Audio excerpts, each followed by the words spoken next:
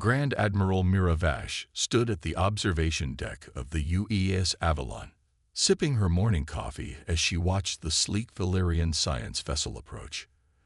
The alien ship was a masterpiece of engineering, all sweeping curves and gleaming surfaces that seemed to bend light itself. It made the Avalon look positively archaic in comparison, with its angular hull and visible weapon ports. "They're charging their scanning arrays," Admiral Lieutenant Chen reported from his station. "Full spectrum analysis, by the looks of it." Mira allowed herself a small smile. "Have they received our standard warning transmission?" "3 times, ma'am." "They've acknowledged but seem to be proceeding anyway." "Fascinating," Mira murmured, watching the alien vessel's scanning beams activate. "How long do you think before they notice?" Chen checked his quantum state monitor and grinned. "About 30 seconds, give or take an eternity." The Valerian ship, pride of their scientific fleet, had just made the same mistake dozens of other advanced civilizations had made before them. They assumed that humanity's relatively young spacefaring civilization meant primitive technology. They saw the visible weapon ports, the thick armor plating, and the chemical thrusters, and concluded they were dealing with a species barely out of their solar system. What they failed to understand was that humans had taken a very different path in military technology. While other species focused on conventional physics and deterministic systems, humanity had embraced quantum mechanics in all its weird, probabilistic glory. The first signs of trouble appeared exactly 28 seconds later. The Valerian ship's scanning beams began to twist in impossible ways, splitting into thousands of probability streams. Their sensors, designed to provide precise measurements, were instead receiving data suggesting the Avalon existed in countless states simultaneously. "They're trying to compensate," Chen reported, watching the readings. "Increasing scanner power and, oh, that's not good." The Valerian vessel's own quantum state began to fluctuate as their scanners interfaced with the Avalon's quantum defense grid. Their ship started to exhibit the same uncertainty principles they were trying to measure, creating a cascade effect through their systems. "Open a channel," Mira ordered, setting down her coffee cup. "Let's see if they want help before things get too weird." The main screen flickered to life, revealing the Valerian captain. The crystalline being's surface was churning with patterns of distress as they tried to make sense of their readings. "This is Admiral Vash of the UES Avalon," Mira said calmly. "I see you're experiencing some difficulties with your scanning attempt. We did try to warn you." "Impossible," the Valerian captain's translator conveyed their agitation. "Your vessel, it defies all known laws of physics." "Not exactly," Mira replied. "We just embrace different laws. Your scanning beams are currently entangled with our quantum defense grid. The more you try to measure us, the more uncertain your own ship's state becomes. I'd powered down those scanners before." A strange sound interrupted her, like reality hiccuping. The Valerian ship briefly existed in 7 different locations simultaneously before snapping back to a single position. "That happens," Mira finished. "Would you like assistance stabilizing your systems?" The Valerian captain's crystalline form had taken on a fascinating shade of embarrassed purple. "Please," they managed to transmit. "Our engine core is currently telling us it's both active and inactive, and our navigation computer is debating philosophy with itself." Mira nodded to Chen, who began transmitting stabilization protocols. For future reference, she added kindly, "When humans say, 'Please don't scan our military vessels,' we're not being difficult. We're trying to prevent exactly this sort of incident." The Valerian ship gradually returned to normal as Chen's protocols helped collapse their quantum uncertainty back to standard spacetime. Their captain seemed thoroughly humbled by the experience.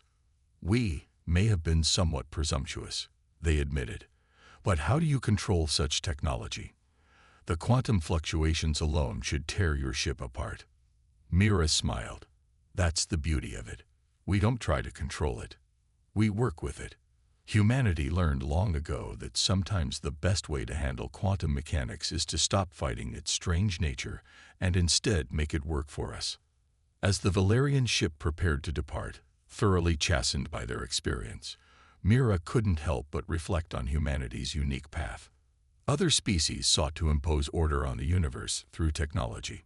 Humans, they'd learned to surf chaos itself, riding quantum waves that other species feared to approach. "Send a message to Galactic Command," she told Chen.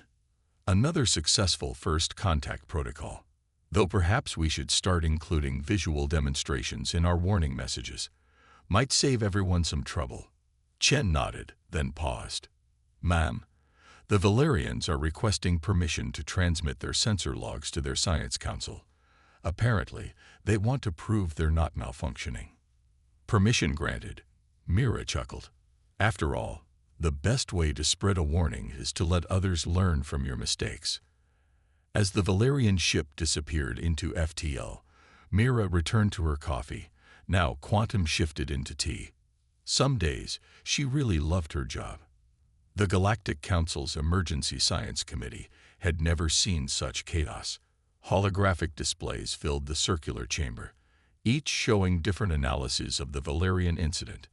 Senior researchers from 17 species argued over the data, their voices rising in frustration as they tried to make sense of the impossible readings. Dr. Xilara Ven, the Council's leading expert on quantum mechanics, manipulated the central hologram with her gravity fields. The image showed the UES Avalon, but trying to focus on any part of the ship caused the display to blur and shift between multiple states. "The humans aren't just using quantum uncertainty," she announced, silencing the chamber. "They're amplifying it, weaponizing it. Every attempt to observe their military vessels creates an exponential cascade of quantum possibilities." High Counselor Thex, his crystalline form glowing with concern, leaned forward. "Explain it to those of us who don't hold advanced degrees in quantum physics, Doctor." Xilara gestured, and the hologram transformed into a simple wave pattern. "Conventional quantum mechanics tells us that particles exist in multiple states until observed. The act of measurement forces them into a single state. But humans—" She paused, her gravity fields flickering with amazement. "They've somehow created systems that become more uncertain when measured." "Impossible," declared Representative Krall of the Makari technocracy. His mechanical eyes wared as they focused on the display. The energy requirements alone would be infinite, Xilara interrupted, if they were using conventional physics. "But look at this." She brought up the Valerian sensor logs. "Their ships don't fight entropy. They surf it. Every scan attempt creates new quantum possibilities, which their systems then harness for power." The chamber erupted in shocked murmurs. A species barely 3 centuries into FTL travel had not only mastered quantum mechanics but had fundamentally reimagined its application. "There's more," Xilara continued. "The Valerian incident wasn't just a defensive measure. It was a demonstration. The humans knew exactly what would happen when their ships were scanned. They'd been trying to warn us for decades." The hologram shifted to show diplomatic records, hundreds of formal requests from human ambassadors, all politely but firmly asking other species not to scan their military vessels. They'd even published research papers explaining the risks, though most species had dismissed them as primitive attempts at deception. "So what are you suggesting?" Thex asked. "That we simply accept their vessels could be carrying anything." "That's just it." Xilara's gravity fields pulsed with excitement. "Their ships technically are carrying everything and nothing simultaneously, until we try to measure them, at which point our own scanning systems become part of their quantum matrix." A young Arxid scientist raised a tentacle. "But how do they navigate? How do they maintain structural integrity?" "The computational power needed to manage such quantum states would be—" "They don't manage it," Xilara said. "That's what makes it brilliant. They've built their entire military technology around embracing quantum uncertainty rather than fighting it. It's like," she searched for an analogy, "it's like they're not swooning against the current of reality. They're letting it carry them." The chamber fell silent as the implications sank in. Humanity hadn't just developed a new weapon or defense system. They'd created an entirely new paradigm of military technology, one that turned the very act of observation against the observer. High Counselor Thex's crystalline form shifted through patterns of deep thought.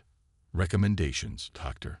First, we immediately cease all attempts to scan human military vessels. The risk of quantum contamination to our own systems is too high. Celara manipulated the hologram one final time, showing the growing list of incidents. Second, I suggest we establish a joint research initiative, not to study their technology directly, that would be too dangerous, but to understand their theoretical framework. You want us to admit we need help from a young species. Krell's mechanical eyes flickered with indignation. I want us to acknowledge that youth doesn't equal inferiority, Celara countered. The humans took a path none of us considered possible. Instead of building bigger sensors, stronger shields, and more powerful weapons, they embraced the fundamental uncertainty of the universe itself. As the committee debated, a message arrived from human space. Another alien vessel had attempted to scan a human destroyer. The ship's quantum state had become so uncertain that it had briefly transformed into a cloud of probability waves before their emergency systems could stabilize it. One more thing, Celara added, reading the report. The humans are offering to help restore the vessel's quantum stability. They've apparently developed specialized protocols for exactly this situation. Thex couldn't help but laugh, his crystalline form sparkling with amusement. They warned us, prepared for us to ignore those warnings, and developed rescue procedures for when we did exactly that. Perhaps we should be studying their psychology as much as their physics. The committee ultimately voted to establish formal protocols regarding human military vessels. Any ship captain who ignored the warnings and attempted to scan them would do so at their own risk, and would have to file their incident report under self-inflicted quantum mishaps. Meanwhile, in human space, Admiral Vash received the Council's decision with a satisfied smile. Sometimes, she told her quantum physics officer, the best defense isn't a bigger shield or a stronger weapon. It's simply being too weird to attack. The diplomatic reception hall aboard Earth's orbital station, Alpha, was packed with representatives from across the galaxy. The occasion, the first official symposium on human quantum military technology. Or rather, as the humans had politely corrected, a symposium on why everyone should stop trying to study human quantum military technology. Ambassador Sarah Chen stood at the podium, facing an audience that included everything from crystalline beings to sentient gas clouds. Her quantum state monitor bracelet hummed softly, warning her that several species were still attempting to scan the station despite explicit warnings. Distinguished representatives, she began, we appreciate your scientific curiosity. However, as the incident with the Arxid research vessel last week demonstrated, attempting to analyze our quantum systems can have unexpected consequences. Holoprojectors displayed footage of the incident. The Arxid ship, after attempting a detailed scan of a human patrol boat, had experienced a quantum cascade that temporarily turned all its internal communications into interpretive dance routines. The patrol boat's crew spent 6 hours helping them restore normal functionality. Chen continued. Though I'm told the Arxid captain still occasionally breaks into spontaneous ballet when stressed. A Makari representative raised their mechanical appendage. But surely you understand our concerns. Your vessels violate every known law of physics. Not exactly, Chen replied. We just work with different interpretations of those laws. Consider quantum tunneling. She was interrupted by alarms as someone in the audience activated a high-powered scanning device. 3 security officers immediately moved to contain the situation, but it was too late. The quantum feedback had already begun. The scanning device, an illegal prototype smuggled in by a Gen-T corporate spy, began to exhibit increasingly bizarre behavior. First, it insisted on reciting poetry in 12 dimensions. Then it transformed itself into a small fountain that produced both water and philosophical treatises on the nature of existence. Case in point, Chen sighed, watching as the device finally settled into a stable form. a rather confused-looking potted plant that occasionally solved complex mathematical equations using its leaves. This is exactly why we've been trying to warn everyone. The Gentai spy was escorted out, their crystalline form clouded with embarrassment. Their superior would later receive a formal complaint along with a bill for quantum decontamination services and a very confused plant. Let me be clear, Chen continued once order was restored. Humanity didn't develop this technology to be difficult. We did it because we had to. When we first reached the stars, we knew we couldn't match the conventional military technology of established species. So we looked for alternatives. She gestured to a holographic display showing the early days of human space exploration. Our scientists realized something. Everyone else was trying to impose certainty on an uncertain universe. We decided to do the opposite. The display shifted to show the first human quantum drive tests. The footage was heavily censored, of course. Even historical records of human military technology could cause quantum disruptions if observed too closely. Instead of fighting quantum uncertainty, we embraced it. We built ships that become more uncertain when observed, weapons that exist in superpositions until the moment of impact, defense systems that turn scanning attempts into quantum feedback loops. A Valerian scientist raised their crystalline appendage. But how do you control such systems? That's the point. Chen smiled. We don't. Control is an illusion at the quantum level. We just surf the probability waves. The audience murmured as several more unauthorized scanning attempts were detected and automatically deflected. Each attempt resulted in different bizarre effects. One scanner began playing ancient human sitcom themes. Another transformed into a device that could only measure the emotional state of cheese, and a third simply threw up its mechanical appendages and declared it was leaving to pursue its dream of becoming a quantum jazz musician. Your scientists were so preoccupied with whether they could scan our ships, Chen continued, that they didn't stop to consider whether they should. Each attempt to measure our quantum systems doesn't just fail. It pulls the scanning equipment into our quantum matrix. The results are unpredictable. She brought up a final display showing the growing list of incidents. We've developed protocols to help restore normal functionality to affected systems. But wouldn't it be easier to just accept that some things aren't meant to be measured? After all, as our quantum physicists like to say, the only certain thing about uncertainty is that trying to make it certain only makes it more uncertain. As the symposium concluded, Chen received an urgent message from Earth's Quantum Defense Command. Another alien vessel had attempted to scan a human military installation. The resulting quantum cascade had somehow turned their entire sensor array into a device that could only detect different varieties of cosmic irony. Send the usual rescue protocols, Chen instructed, then added with a small smile, and maybe a guide to appreciating Earth humor. I have a feeling they're going to need it. The incident would later be added to the growing collection of case studies titled, Why You Really Shouldn't Scan Human Military Technology, a comprehensive guide to self-inflicted quantum mishaps. It became required reading at every major galactic scientific institution. Deep within the secure quantum research facility on Europa, Dr. Elena Santos watched as her alien colleagues prepared for what many considered either the most ambitious or the most foolish scientific endeavor in galactic history: a controlled study of human quantum military technology. The facility itself was a marvel of engineering, designed to contain quantum uncertainty within acceptable parameters. The walls were lined with probability stabilizers, and every piece of equipment had been specially modified to handle quantum fluctuations. Even so, strange things kept happening. The coffee machine is doing it again, reported Dr. Xilaraven, the Galactic Council's quantum expert. The machine in question was currently serving drinks that tasted like memories of summer afternoons. At least it's not like yesterday, Elena replied, remembering how the machine had briefly achieved sentience and attempted to write a dissertation on the philosophical implications of brewing methods. The experiment chamber dominated the center of the facility. Inside, a decommissioned human patrol boat floated in a quantum containment field. It had taken months of preparation and negotiation to reach this point, and Alina still wasn't entirely sure it was a good idea.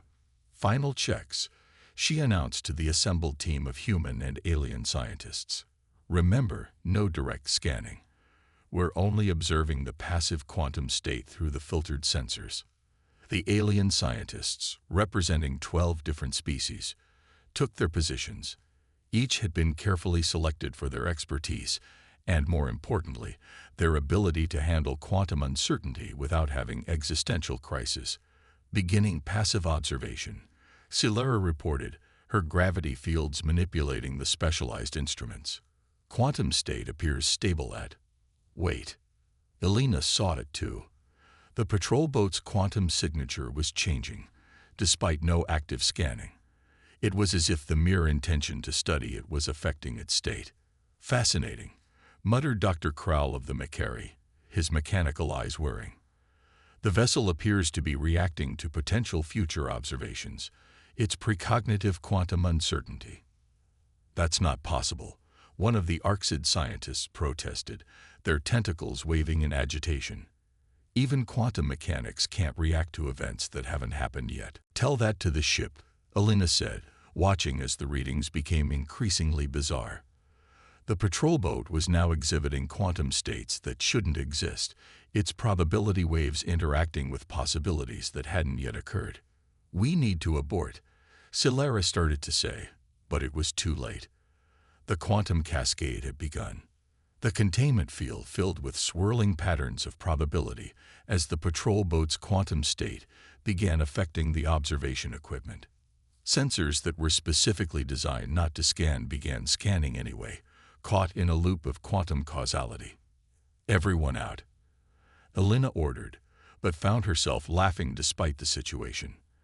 The quantum feedback was causing every screen in the facility to display increasingly absurd readings.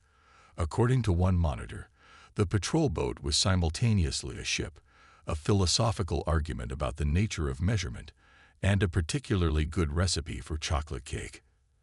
As the evacuation alarm sounded, Alina noticed something strange. The quantum cascade wasn't chaotic. It was forming patterns. Complex, beautiful patterns that seemed to hint at some deeper order within the uncertainty.